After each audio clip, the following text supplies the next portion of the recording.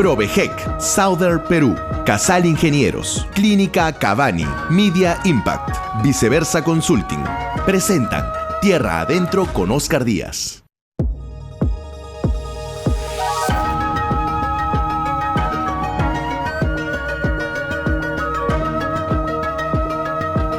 Señoras y señores, muy buenas noches y bienvenidos a una nueva edición de su programa de todos los domingos en doble horario estelar de las 7 y las 9 de la noche, Tierra Adentro, por supuesto, por el primer canal de noticias del Perú, que es ATV+. Oscar Díaz los saluda, les da la bienvenida a esta edición que obviamente a pocas horas de la Navidad es una edición navideña, la penúltima del año 2024 de Tierra Adentro. Y por supuesto tenemos entrevistas que estamos seguros serán de su interés, así como reportajes y notas siempre curiosas, datos duros que son parte de la fisonomía de este programa que ya lleva 3 años al aire y que, como hemos dicho hace poco, pues nada, va a seguir el próximo año, en el 2025 también, ingresando a sus hogares, si ustedes nos lo permiten, obviamente. Bien, vamos a empezar de inmediato con la primera entrevista, la entrevista de portada de hoy, con la cual vamos a revisar cómo nos fue en el año 2024. Llega gracias a Casal Ingenieros, que dirige el ingeniero Miguel Almenara. En Casal Ingenieros somos especialistas en tanques de combustible y sistemas piping de diésel, gas natural y GLP. Casal Ingenieros es líder en proyectos electromecánicos, soluciones acústicas y control de ruido para plantas de emergencia con grupos electrógenos. Hace más de 3 décadas somos Casal Ingenieros. Cuenta con nosotros.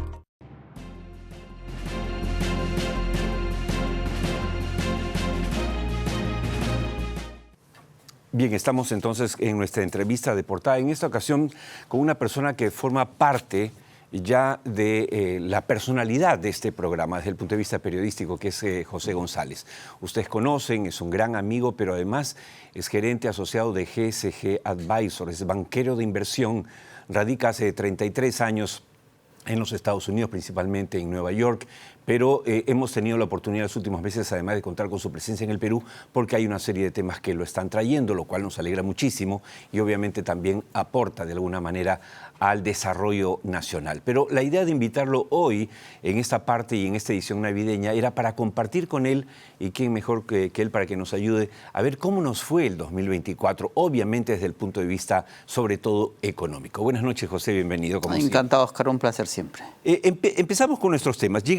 Digamos, la llegada de Donald Trump a la Casa Blanca, y esto se está preocupando a algunos. ¿Ralentizará, tú crees, el proceso del cambio de la matriz energética que ya empezó y que nosotros, del cual hemos hablado desde hace 3 años todos los domingos? Veremos qué políticas anuncia el presidente Trump a partir del 20 de enero.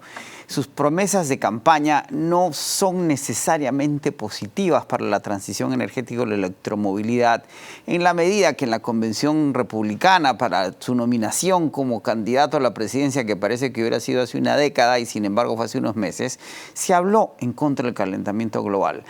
Se ha mencionado en la larga transición entre una administración y la otra que podría la administración Trump abolir las leyes del presidente Biden que tienen que ver con la infraestructura para la electromovilidad, con la transición energética y la clave, la piedra angular de su programa económico es incrementar la producción de petróleo en los Estados Unidos por lo menos en 3 millones de barriles. Y el Estados Unidos ya produce 13 millones de barriles.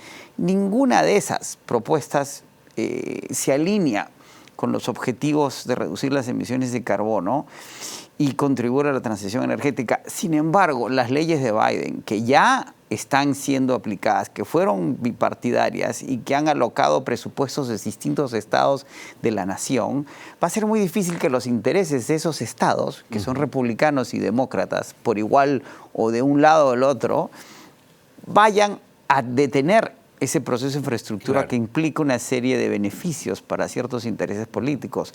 La mayor parte de reservas petroleras en los Estados Unidos están en territorios estatales y no federales. Ergo, el presidente no tiene autoridad para intervenir.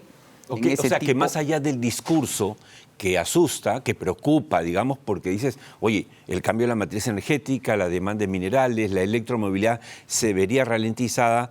claro, tu lectura es que, bueno, va a tener un efecto, pero no decisorio, digamos. Correcto, va a ser más complicado. Recordemos, por otro lado, que el presidente Trump es presidente por segunda vez. Exacto. Tenemos experiencia con su forma de gobernar y aquel muro que se iba a construir pagado por México ni se terminó y acaso ni se inició porque y México no pagó un centavo, ¿verdad? Así es, de acuerdo.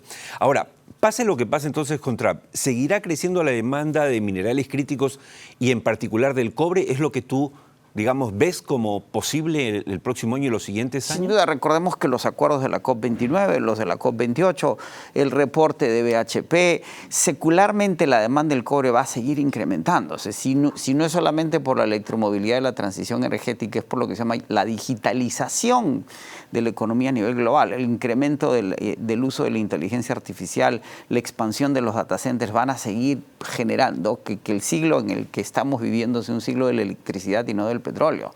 Y la electrificación del planeta por las demandas de electricidad y por los acuerdos, independientemente de lo que haga la administración Trump en la Unión Europea y el resto del planeta, van a demandar que esa electrificación mantenga la demanda del cobre, que este año se ha movido en virtud de una electromovilidad que está tomando más tiempo en consolidarse, de una transición energética que requiere de una expansión de infraestructura que toma tiempo y de los vaivenes de la economía china. Recordemos que la mitad de la demanda del cobre sigue siendo tradicional, construcción, y la economía china no ha reaccionado muy bien al paquete de estímulo que anunció el Partido Comunista Chino y el presidente de la República China este año. Sin embargo, secularmente las expectativas siguen siendo de que la cotización del cobre recupere esos niveles por encima del $5 libra y siga subiendo hasta las cotizaciones del 6 y 8 dólares la libra en los próximos años. Claro, habría que repetirle a los amigos empresarios, sobre todo que nos ven y sobre todo en el sector minero, que el tema de que un mes bajó o no o subió,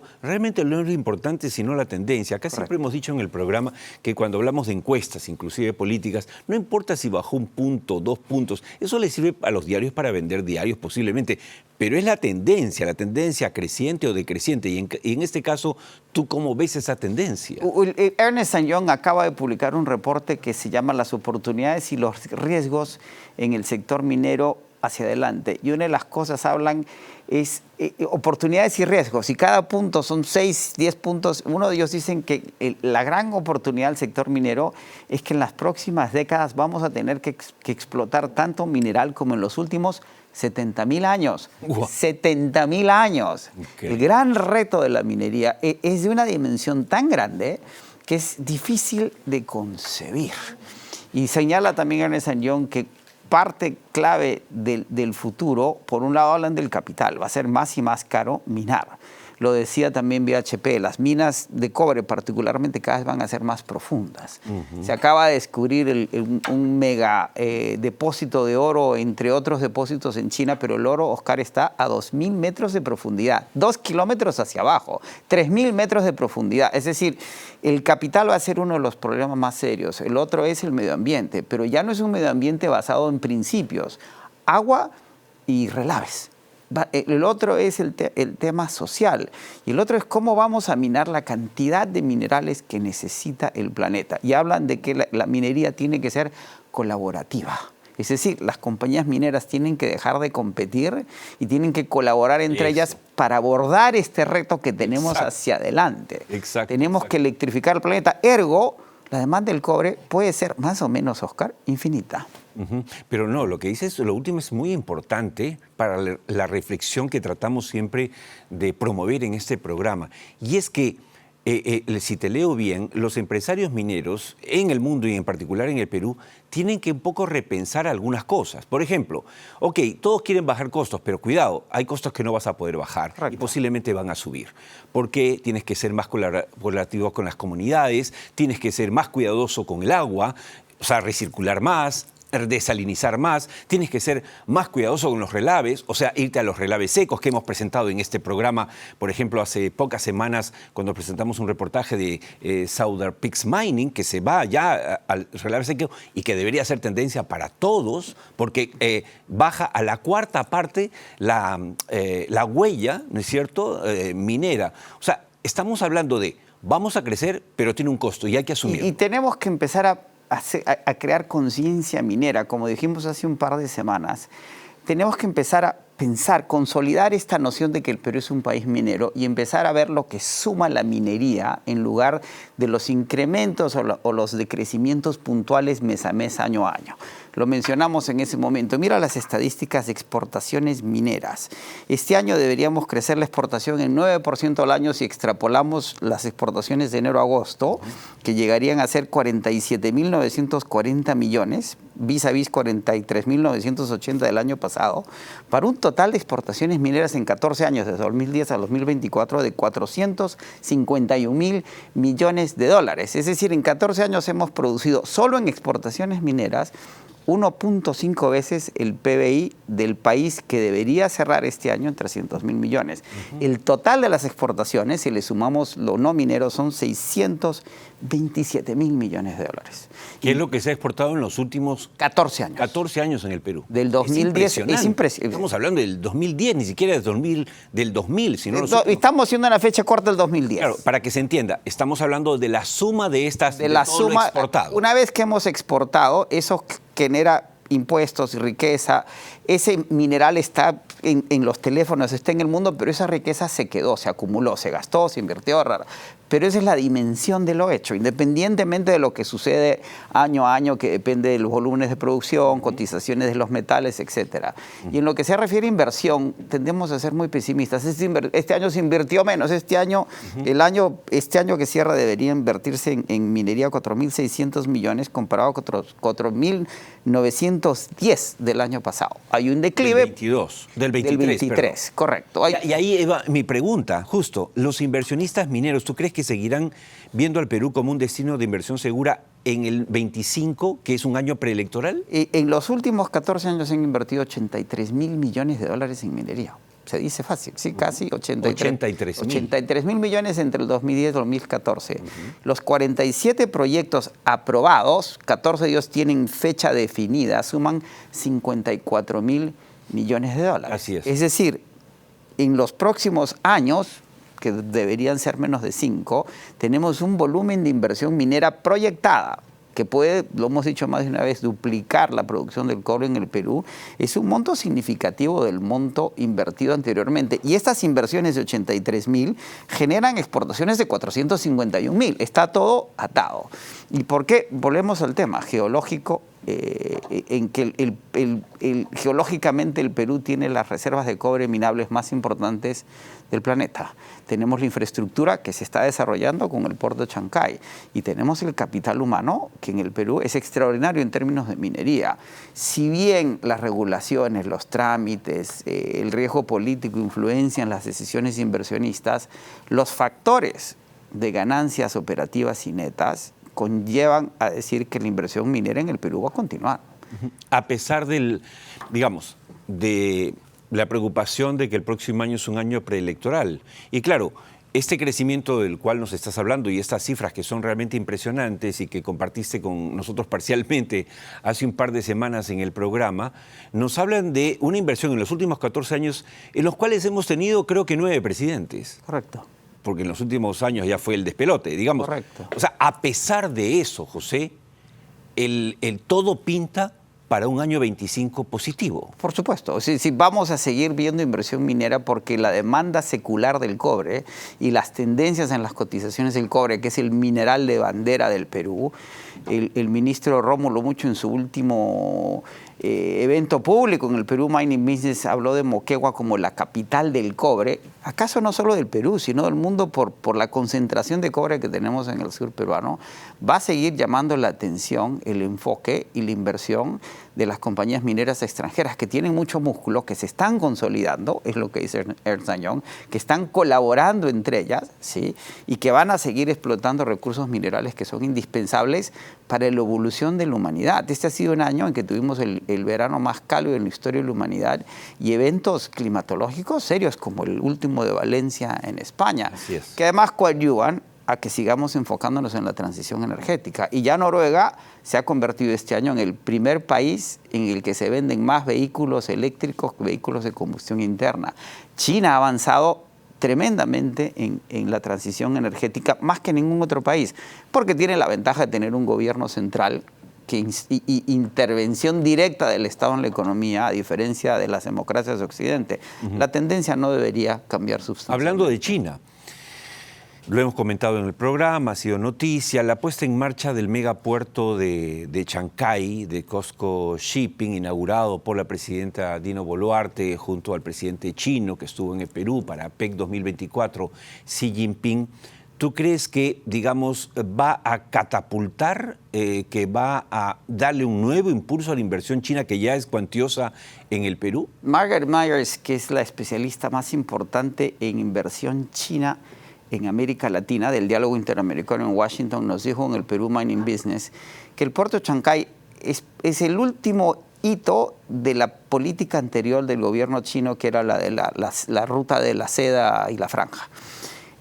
Y que el siguiente paso en las decisiones chinas es invertir en mercados críticos y en minerales críticos. Y el Perú cumple ambas funciones, más aún habiendo sido inaugurado el puerto de Chancay, que se va a seguir expandiendo en los próximos años.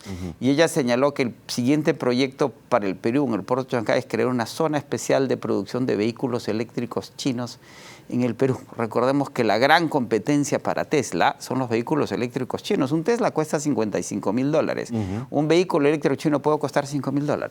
Wow. Y la competencia, la cabecera de playa de la competencia de vehículos eléctricos chinos va a ser el Perú, por la infraestructura existente. No hemos empezado a ver el impacto que va a tener el puerto de Chancay en el desarrollo de infraestructura en el Perú y en el impacto en el comercio entre ambas regiones.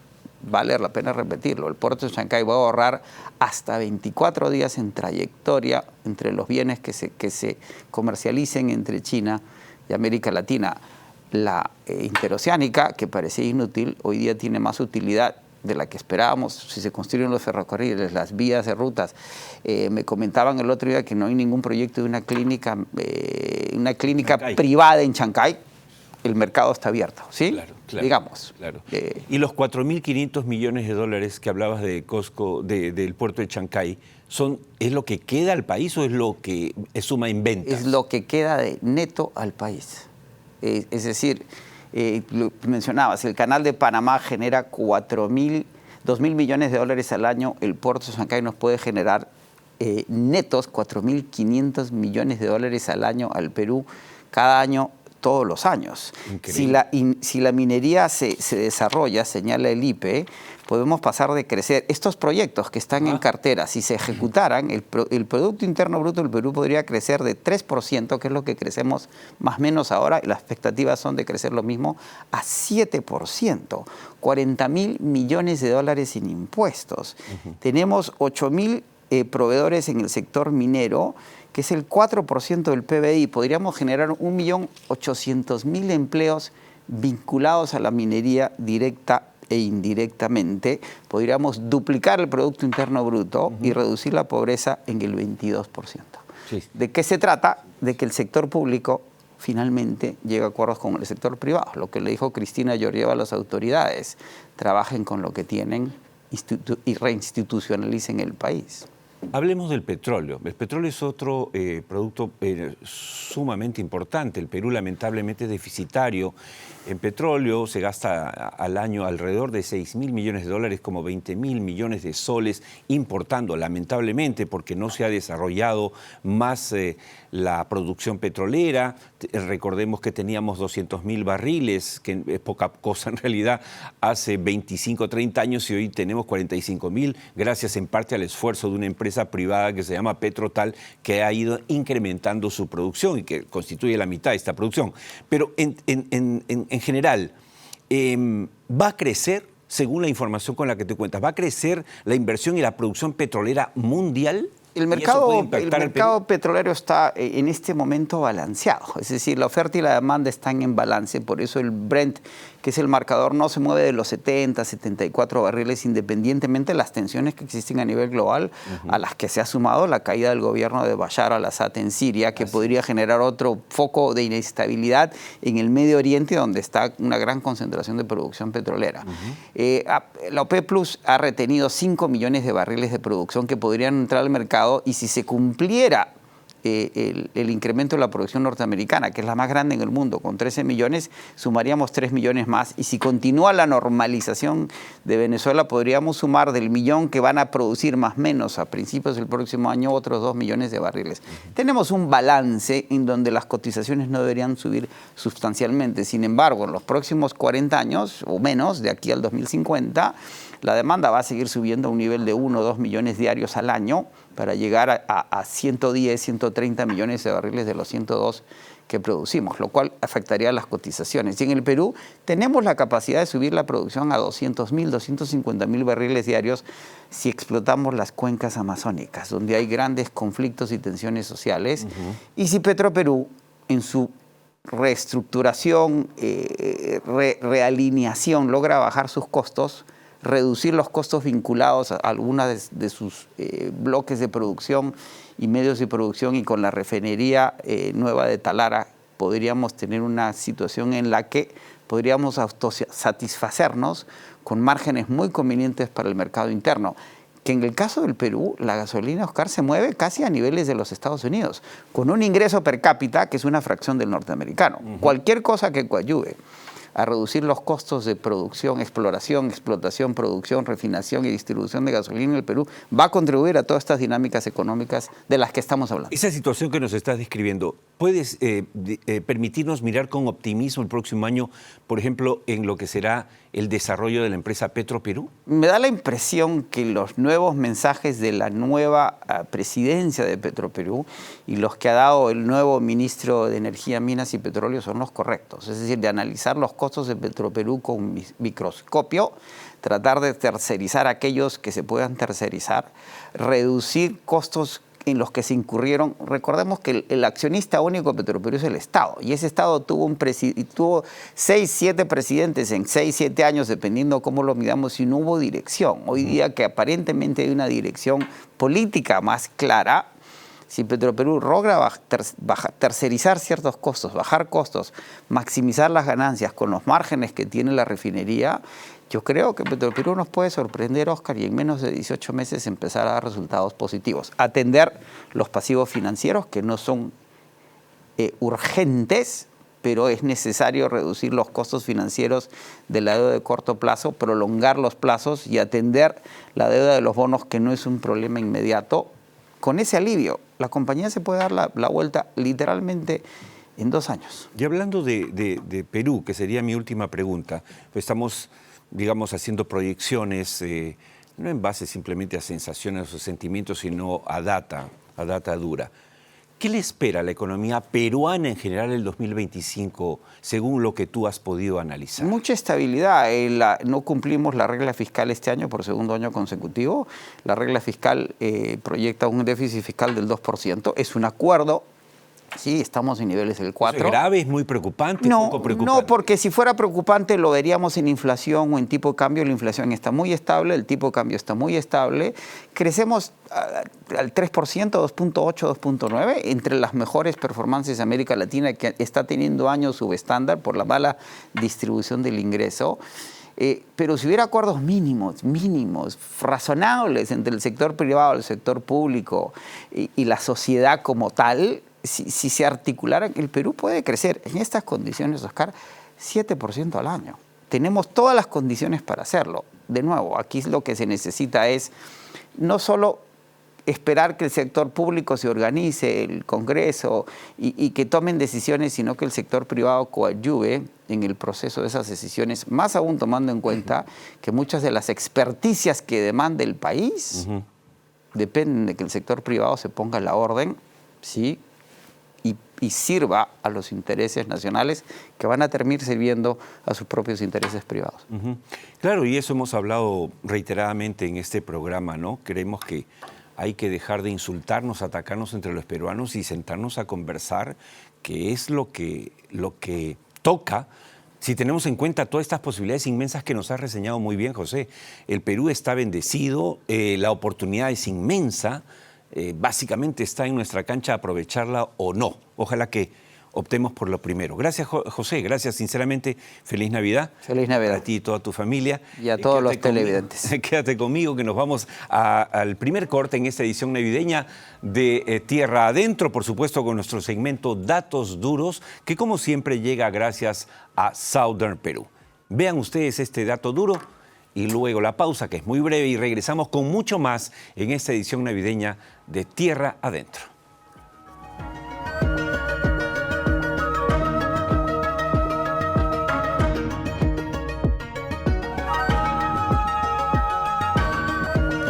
Amigos, seguimos con esta edición especial por Navidad. Estamos apenas a 2 días de estas fiestas que unen a la familia peruana y mundial, por supuesto. Nuestro saludo fraterno a todos nuestros amigos de todo el Perú, los que han seguido este programa durante todo el año. Hemos tenido oportunidad de viajar a varias partes del país. Este año, efectivamente, a Talara, a Cusco, a Moquegua, a Tacna, etc. Y en todos nos hemos encontrado con televidentes del programa agradecidos porque esa es una propuesta distinta, ¿no?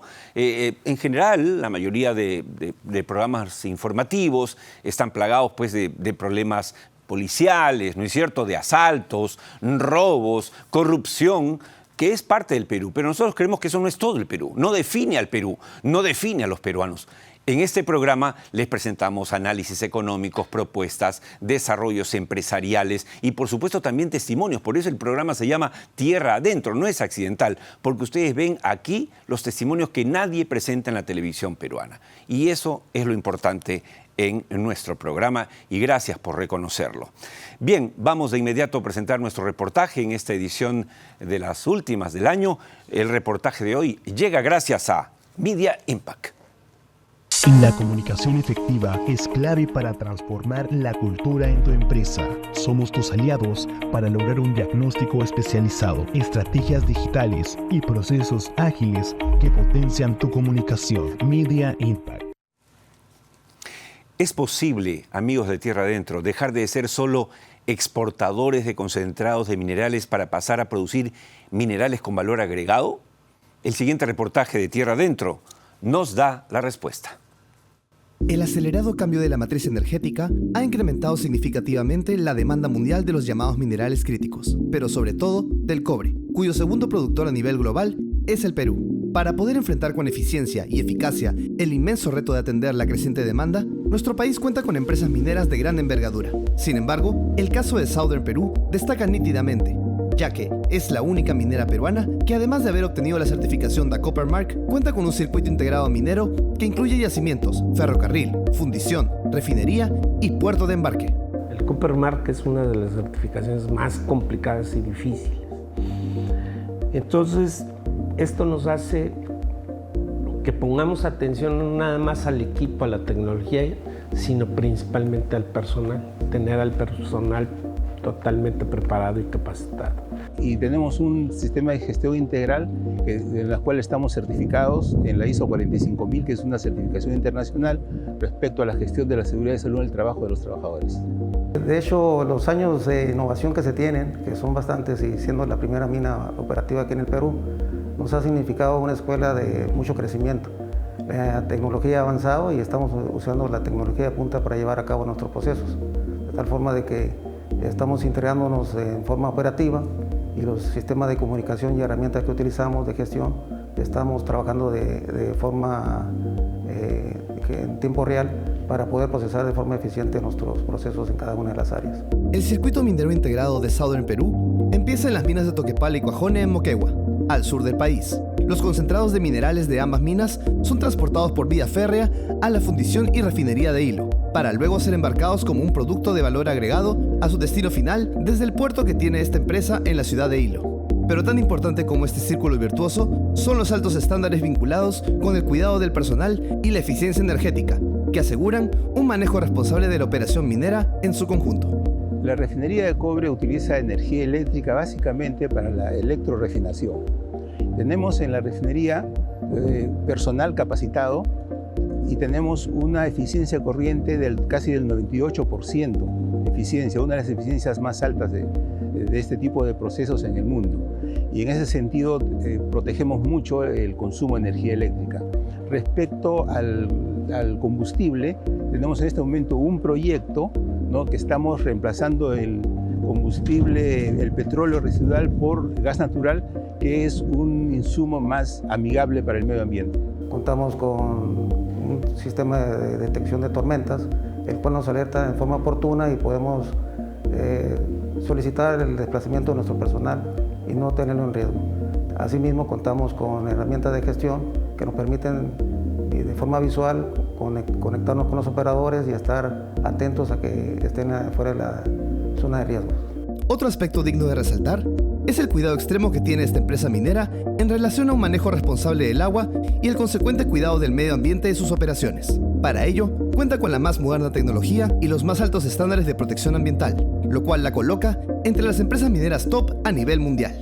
Acordémonos que nosotros, como Estado del Perú, estamos en el extremo sur del Perú, en la zona desértica, y lo que más vale es la fuente de agua que tenemos y que desde un principio y hasta la fecha venimos haciendo para hacerla de un uso más eficiente. Tanto así que la última ampliación que tuvimos en la mina en las operaciones de Toquepala, implementamos una nueva concentradora, duplicando nuestra producción sin utilizar mayores fuentes de agua más que las propias mismas que teníamos, haciendo también el uso de las aguas que se tienen en la presa de Relaves de Quebrada Honda.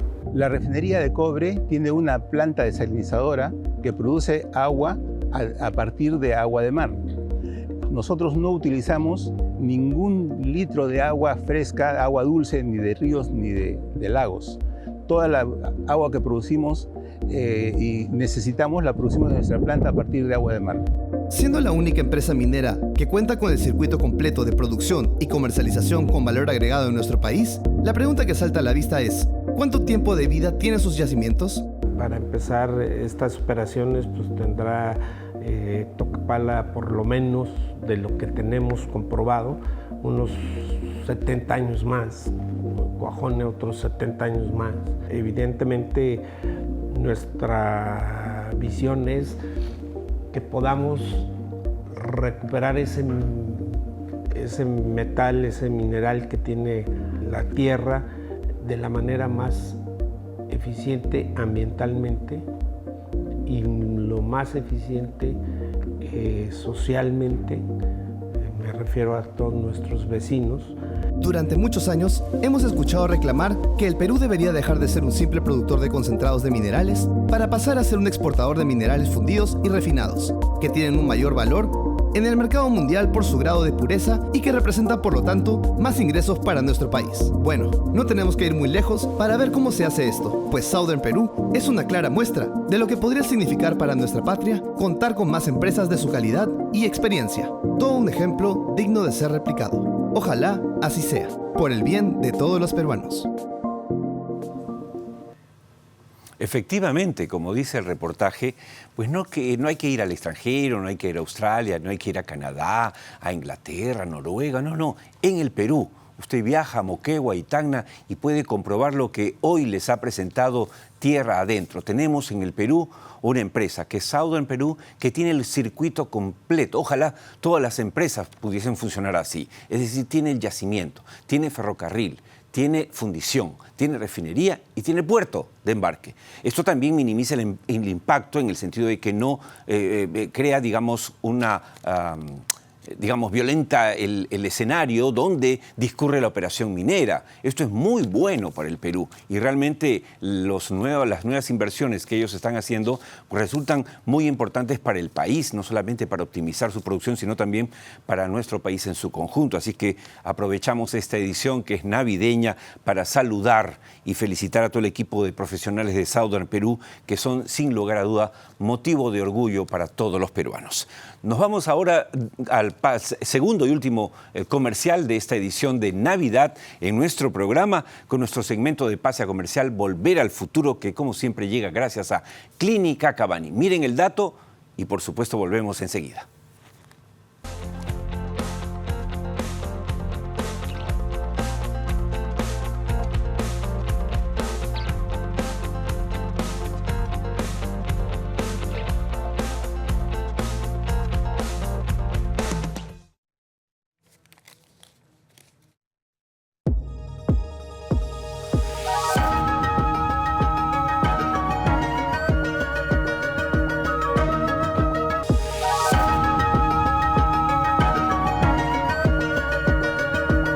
Bien amigos, el ambiente navideño se siente, por supuesto, en ATV+ y en esta edición especial de Tierra Adentro, a escasos 2 días de estas fiestas navideñas que unen a la familia peruana como debe ser. Un abrazo fuerte, en particular a todos los que trabajan en el sector minero, petrolero y energético de nuestro país, un trabajo muy sacrificado, por cierto. Bien, nuestra entrevista ahora es la entrevista del cierre. La entrevista del cierre va a abordar un tema que estoy seguro va a ser de mucho interés también para nuestros amigos empresarios, pero también para nuestras autoridades. La entrevista del cierre llega gracias a GSG Advisors. GSG Advisors, financiamiento para proyectos mineros, capital para ampliación de operaciones, portafolios de inversión del sistema financiero norteamericano. GSG Advisors, en Norteamérica, pensando en el Perú.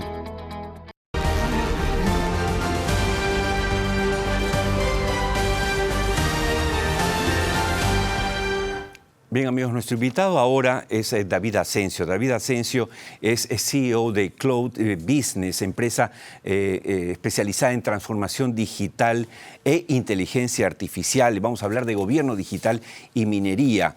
Él es consultor, para que lo conozcan, consultor internacional en tecnología de la información y comunicaciones e innovación digital e inteligencia artificial. Es licenciado en administración de empresas con estudios de especialización internacional en Microsoft System Engineering. Cuenta con certificación internacional en inteligencia artificial en Berkeley Executive Business School de los Estados Unidos, en transformación digital también en el Instituto Tecnológico de Massachusetts. Y finalmente es un profesional certificado en FinTech, tecnología financiera en Harvard Business School, así como en transformación digital de gobiernos en el Banco Interamericano de Desarrollo, el BID. Estamos hablando de una persona que sabe de estos temas y que nos va a poner al día en estos minutos de qué está pasando con el tema del gobierno digital, que es fundamental y que el Perú está un poquito atrasado. Buenas noches y bienvenido, David. Gracias, Oscar, por la invitación. En el contexto actual, donde la tecnología juega un rol importante en la eficiencia de la administración pública, establecer, David, un plan de gobierno digital, ¿no es acaso no solo una oportunidad, sino sobre todo una necesidad imperativa para el Estado peruano? Sí, definitivamente creo que ya la necesidad se estableció a través del marco de una ley que se dio en el 2018, pero creo que ha ido poco la evolución, no solamente por temas de desconocimiento, me parece que por ahí ha sido, y piensan que tecnología es transformación digital, y no es así. La tecnología es un complemento y es soporte, pero el factor humano es el funcionario, el líder, el alcalde y todo el entorno para que puedan entender el cambio de cultura digital. Ya, pero digamos, ¿y cuáles son las ventajas palpables, reales, de establecer un plan de gobierno digital en el Perú, por ejemplo?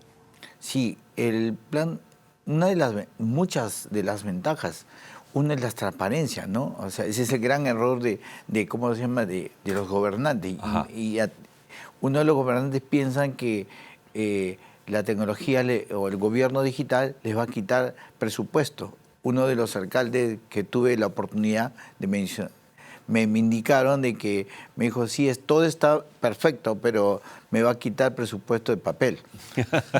Son cosas antecedentes que hay veces, bueno, por desconocimiento, vuelvo a repetir, que esto un poco que el cambio de cultura digital nos conlleva de que se puede retrasar los procesos, ¿no?, de cada una, de unificar gobiernos, la central, con los gobiernos locales y puedan tener beneficios de transparencia, servicios en línea, de que... claro, el tema burocrático obviamente queda de lado, ¿no es cierto? Mira, porque se integran las áreas del Estado, que es parte del problema, ¿no? La automatización de los procesos. Yo, un caso real, mesa de partes, me he encontrado con muchas mesas de partes virtuales.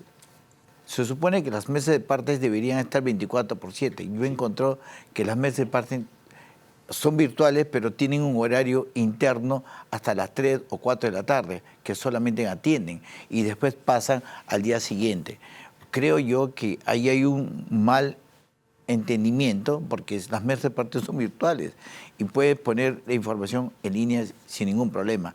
Creo que Las mesas de parte son virtuales. No, ya sé, pero las 24/7. virtuales siguen cerrando a la hora que se van los oficinistas. Así es. Eso es absurdo, no tiene sentido.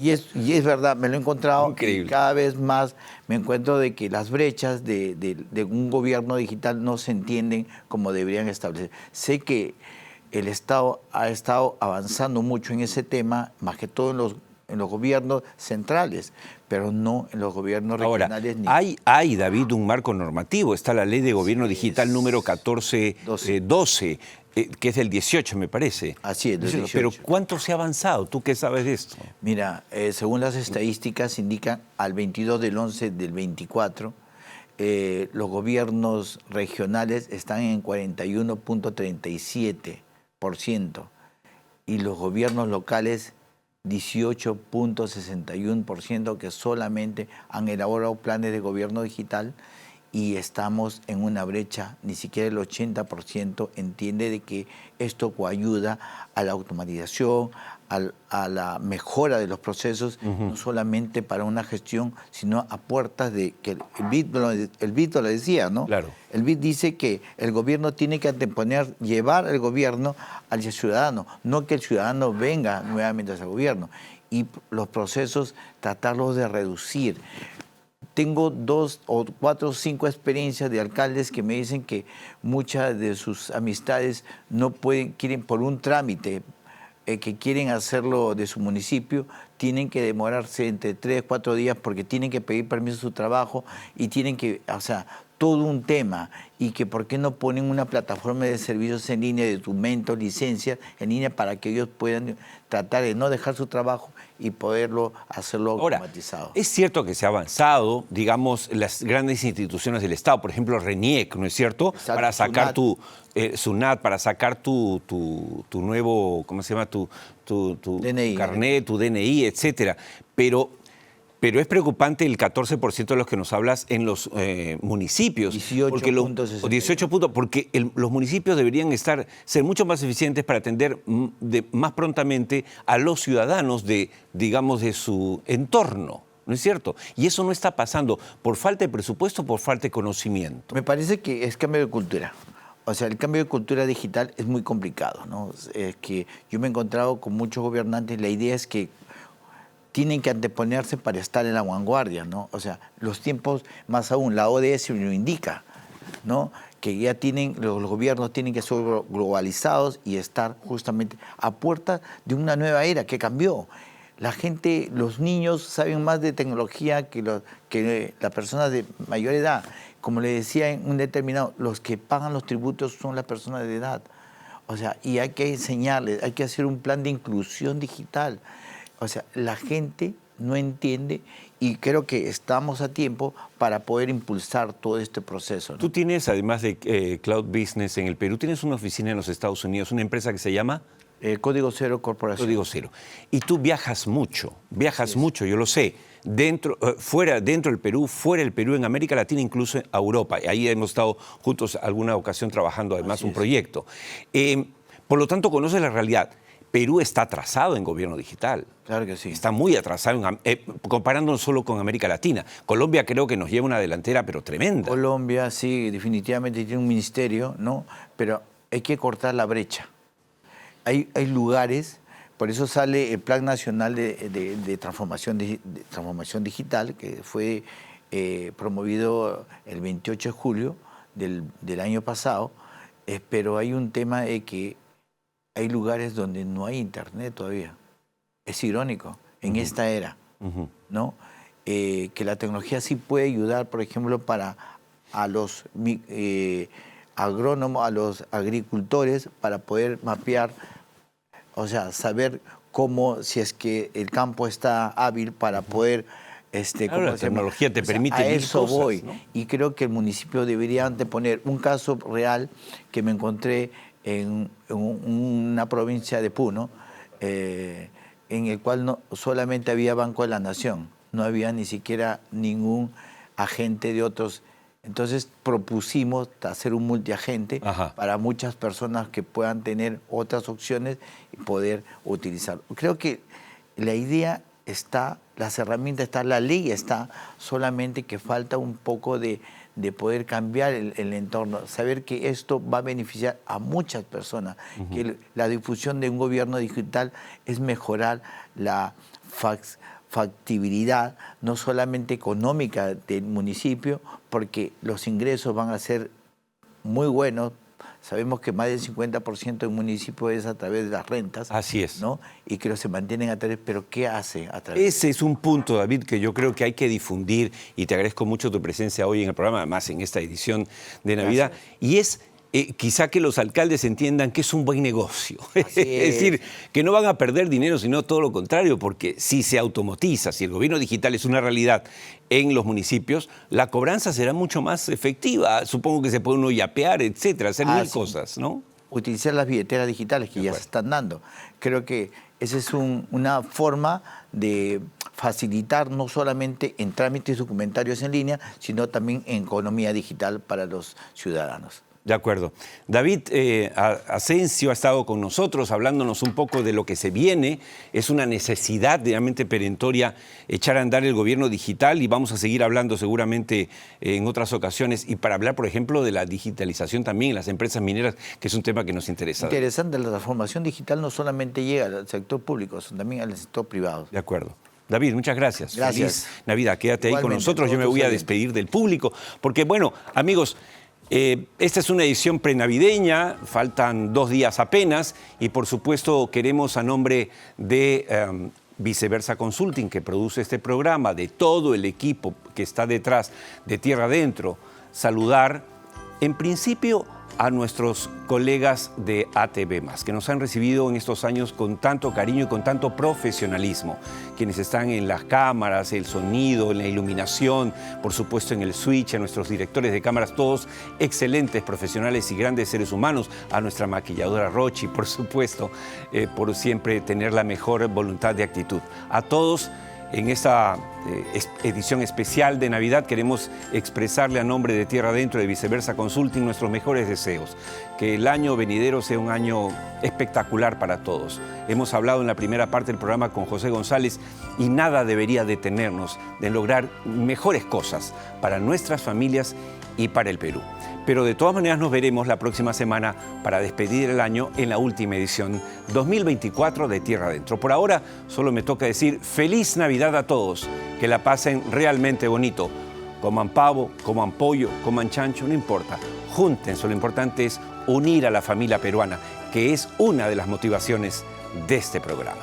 Hasta el próximo domingo, feliz Navidad.